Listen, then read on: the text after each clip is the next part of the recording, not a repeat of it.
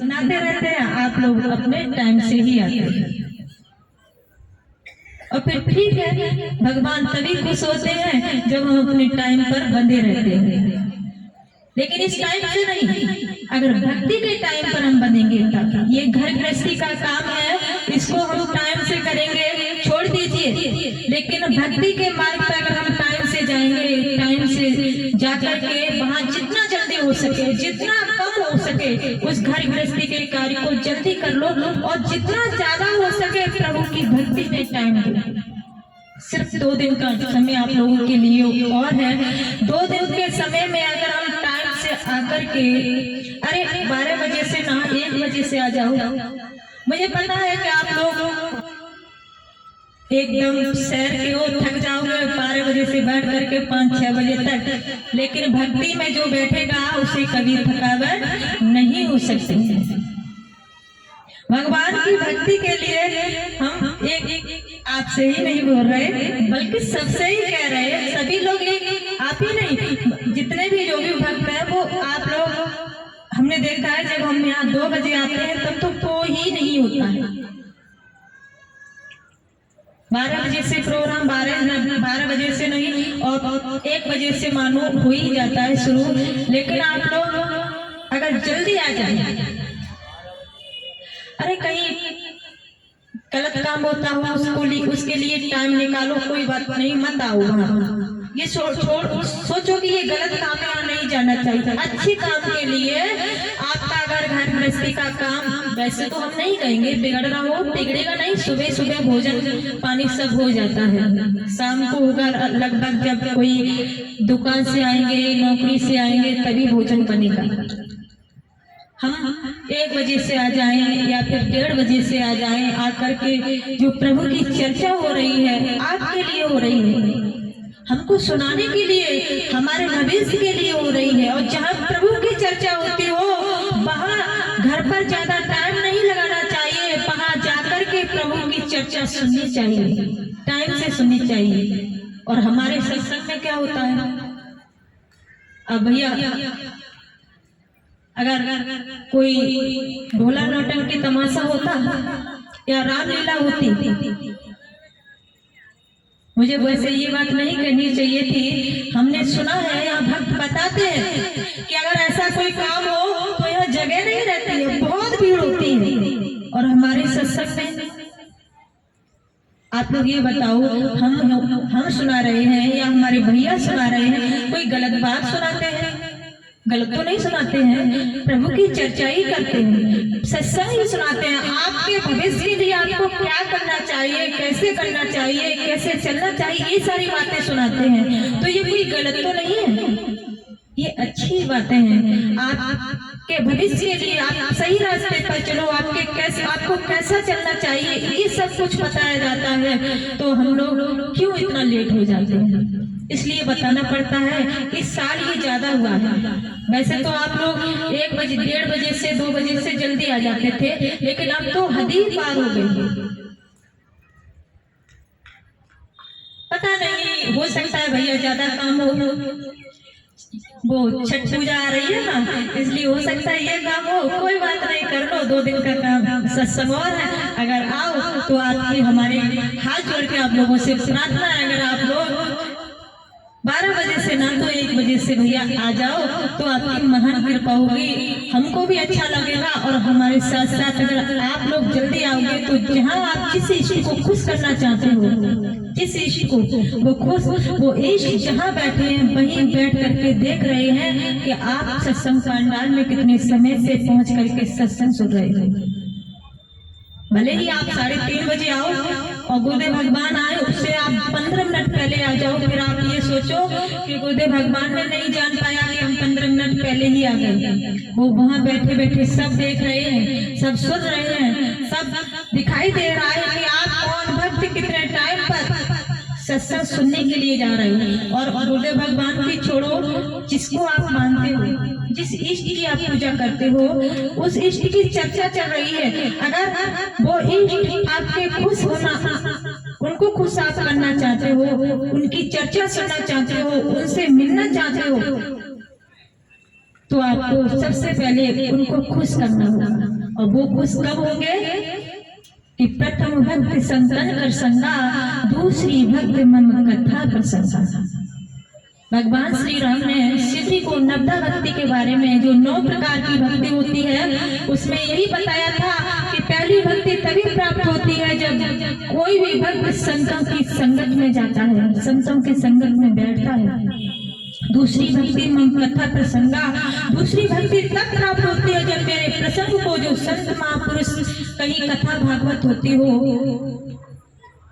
संतों की चर्चा होती हो, भगवान की चर्चा होती हो, वहां संतों के पास जाकर के मेरे प्रसंग को एक चित होकर मन लगाकर चारों तरफ से दिल दिमाग को हटा करके जो भगवत सुनता है वो दूसरी भक्ति को प्राप्त करता है।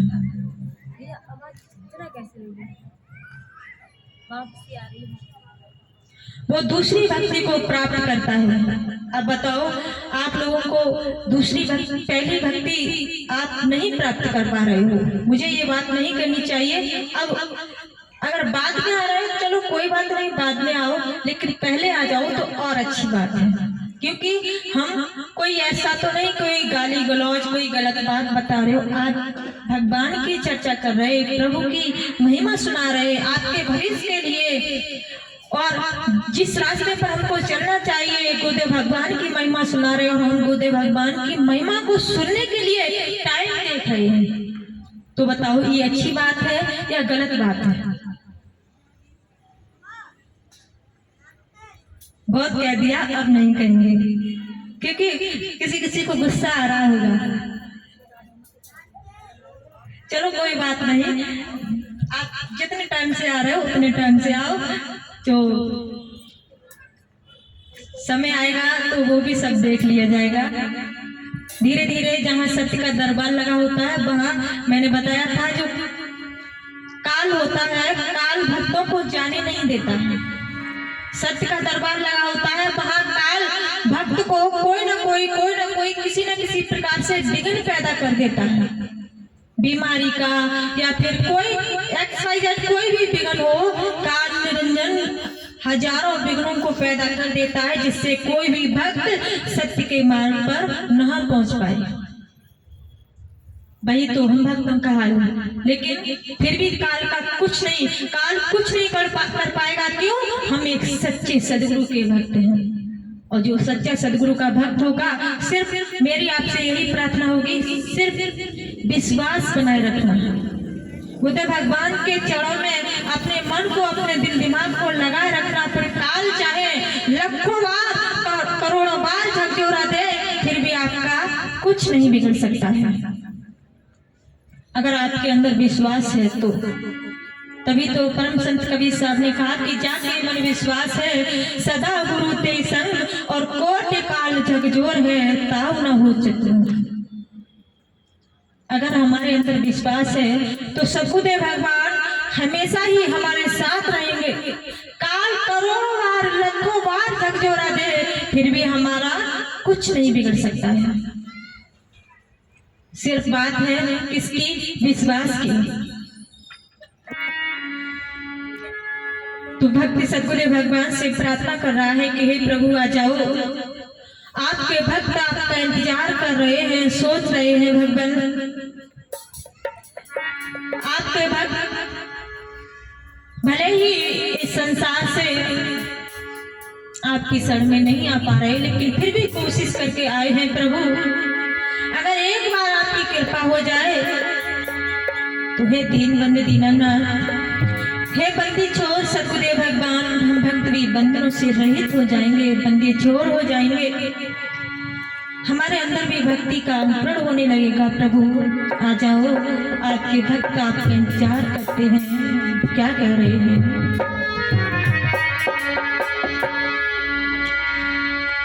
ताते चरण शरण कहो और गज करे अभिमान, और मांगो सतगुरु से सदा, शुभई विमल भक्ति का दान।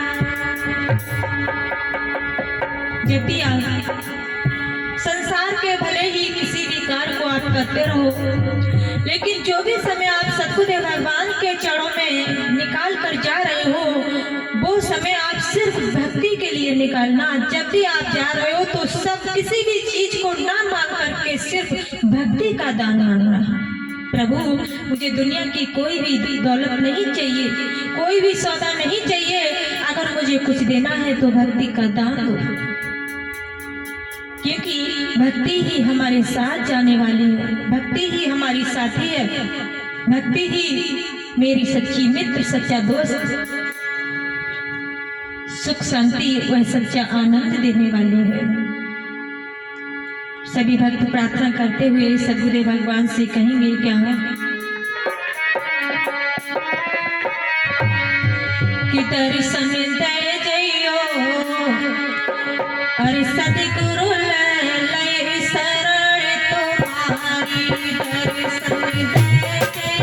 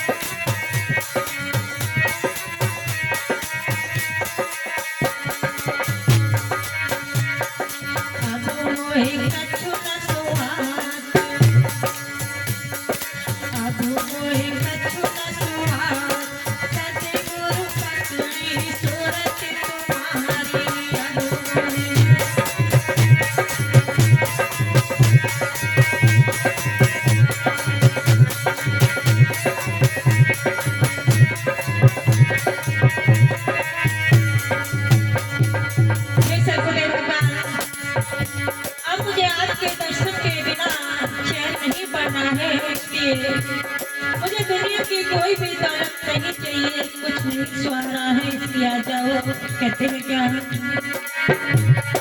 दर्शन जय जइयो, दर्शन जय जइयो, सद्गुरु लय शरण तुम्हारी, दर्शन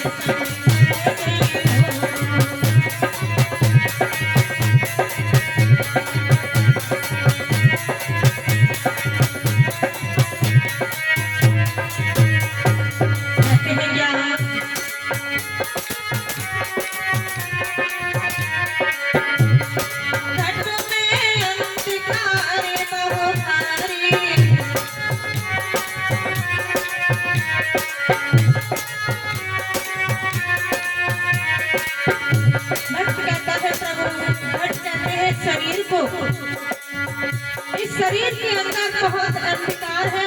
मैं आंखों को बंद करता हूँ तब भी अंधकार ही अंधकार नजर आता है, आंखों को खोलता हूँ तब भी अंधकार ही अंधकार नजर आता है। प्रभु आ जाओ।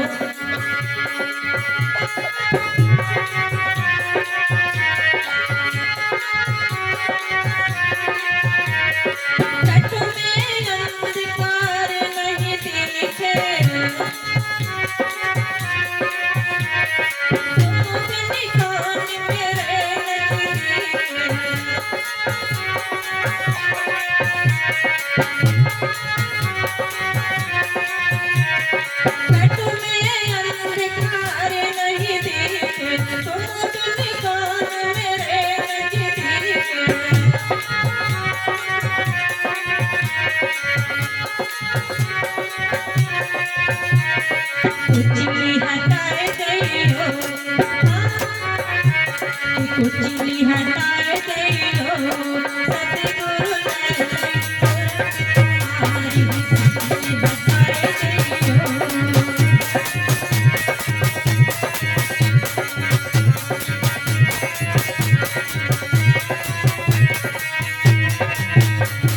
दर्शन दे जइयो, सद्गुरु लय शरण तुम्हारी, दर्शन दे जइयो।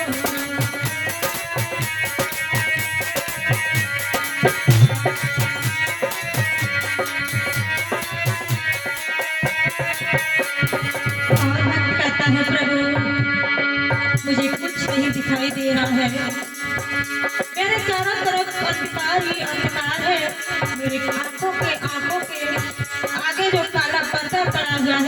मुझे नहीं दिखाई दे रहा है कि क्या हो रहा है क्या नहीं। तुम्हें प्रभु कैसे नजर आएंगे कैसे नजर नहीं आएंगे, इसलिए आ जाओ। कहते हैं क्या, जन्म जन्म की सूरत कटिया,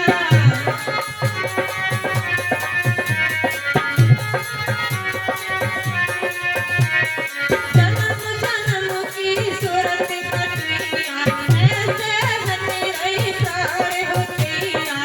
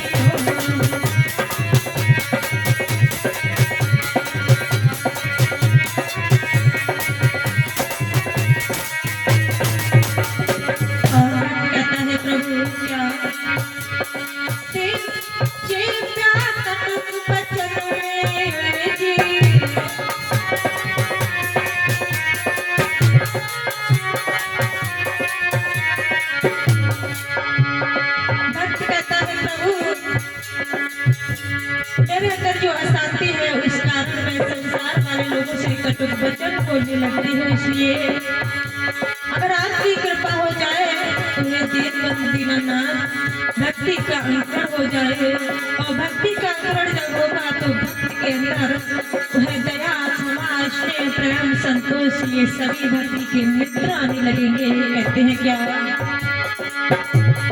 ये प्यार कटुक वचन में मन के बसे भूत जा सुरजी।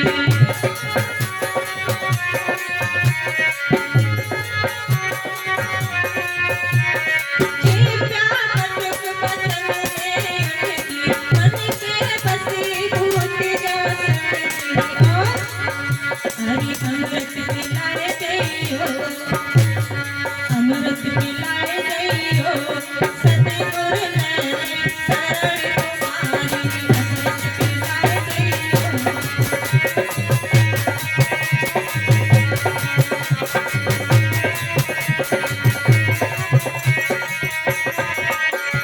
हरे सनिधर जइयो सतगुरु नैन शरण तुम्हारी, हरे सनिधर जइयो।